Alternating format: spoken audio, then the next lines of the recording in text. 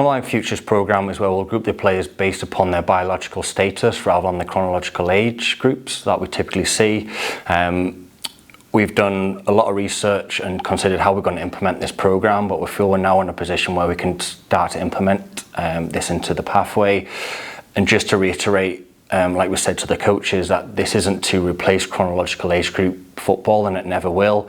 This is just an additional that we're going to add into our performance pathway. Yeah, so growth and maturation, the two terms that are typically used interchangeably, but they do distinctly mean different things. When we look at growth, we're looking at the player's actual growth, their physique, their body composition, and their changes to their body size. When we're looking at maturation, we're considering just them progressing towards going to fully mature. Yep, so within that category, those are early and late developing players. Early developers have a lot of success within youth football, so they're the typical players who are a little bit taller, they have greater size, they have greater muscle mass, they have greater strength, will typically be a lot more powerful and have a lot more speed.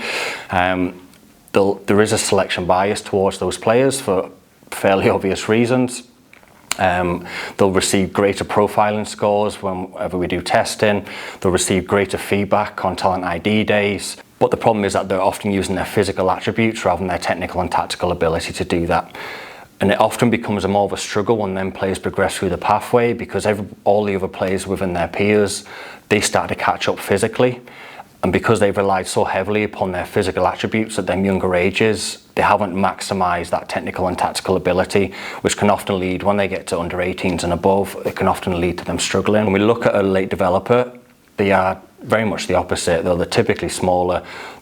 They don't have that physical development, what an early developer does have. They'll often receive lower scores on the profiling. There isn't a selection bias towards that group of players. They'll receive more negative feedback in any of the profiling from the coaches, and that's seen at clubs and nations around Europe as well. But what you will have, if those late developers can stay within the system and stay within the pathway, at the end of that you will have a better player, because they've had to be smarter, they've had to develop other areas, they've had to put more emphasis on that technical and tactical ability. So that physical attribute is going to catch up. So when they get into them older age groups, if they manage to progress through that pathway, you've got a well-rounded footballer. They've got good technical ability, good tactical ability. Physically, they can cope.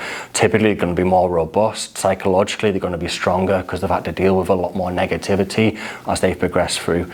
But the problem is, 14 to 16 years old, there's a lot of decisions being made on retention, and if we're going to release players as well. So it's important now that this is where the Novaline Futures program hopefully will help support those early developers and giving them the appropriate challenge that they need, but also retaining some of those late developers and challenging those players to keep maximising their ability.